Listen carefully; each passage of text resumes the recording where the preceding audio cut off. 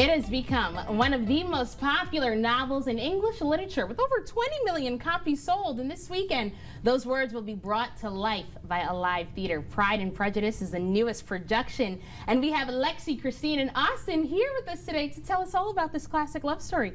How are you all?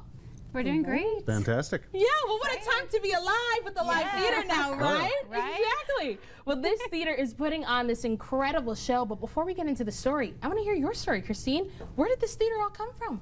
Yes, so the love of theater. Honestly, I've been performing for about 20 years now, and it's just been something that I can't stop doing. And I started thinking about how much I wanted to again give back to the community, and I know how important it is. So I started finding a love with directing, and so I just kind of went for it. And I'm like, we're just going to start our own thing. I want to bring back a lot of classics. I like to do historical dramas. We started with a really awesome historical drama last year. Okay. Our very first show, and this is this first big show that we're doing with this big of a cast. Yeah, and I love the fact that you're doing historical theater because so much of the past really tells us where we are today. Absolutely. So I think that form of theater is so important, and it's amazing that you're telling those stories.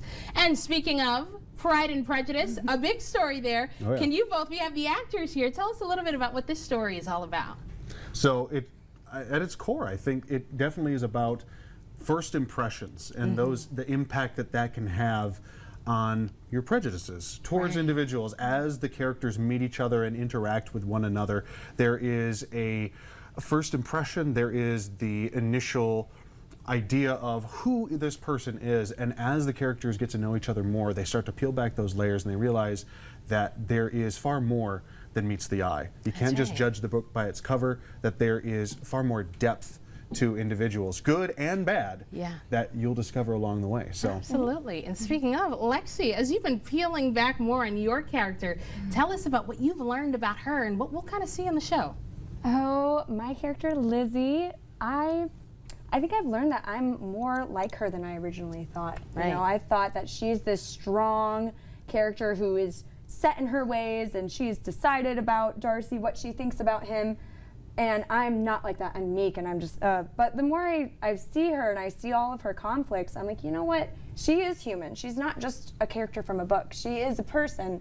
And I think I can relate to her in different capacities. That's right. As you peel back the layers, and you didn't judge that book by its cover, you found out there's a lot more in common than you do have different. Now, is there a favorite line, all of you, in this show, especially when you're in rehearsal and you're hearing the same scene over and over and over again? Is there one that just really resonates with you all and kind of just reminds you every night, this is why I do this? I have one. Yeah. I'm not sure if it's their favorites, but my favorite, I'm not sure it resonates and it's not very deep, but it's, if I could find a man who loved me and would take me for only £50 a year, I should be very well pleased. Okay. That would be my favorite. We'll take a look at that, of course. And of course you can see that preview.